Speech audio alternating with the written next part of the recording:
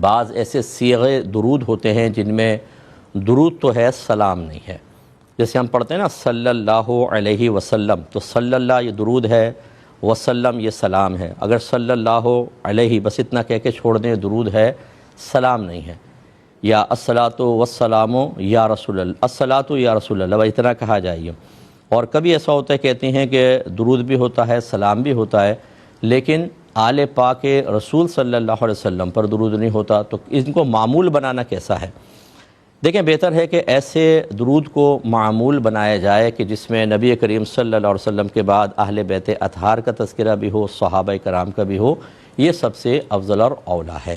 صلی اللہ علی النبی الامی و آلہ صلی اللہ علیہ وسلم صلاۃ و سلاما علیک سیدی یا رسول اللہ، یعنی صلی اللہ علیہ نبی الامی و آلہ صلی اللہ علیہ وسلم۔ اب جب یہ آلہ جب کہتے ہیں نا، یہ ذہن میں رکھیے گا کہ آل کا لفظ اگر صحابہ کے ذکر کے بغیر ہو تو اس میں صحابہ بھی داخل ہوتے ہیں۔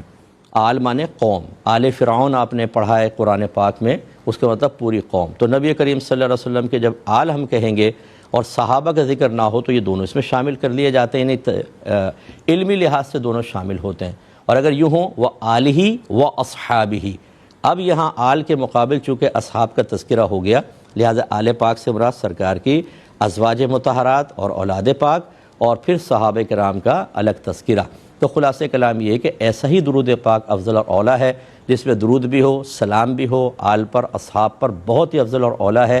بہرحال دوسرے کوئی آسانی کے لیے اگر آپ معمول ایسا بنا لیتے ہیں جس میں آل پاک پر درود نہیں پڑھا گیا، گناہ نہیں ہے، لیکن کامل، افضل اور زیادہ باعث برکت وہ ہے جس کی تفصیل ہم نے عرض کی ہے۔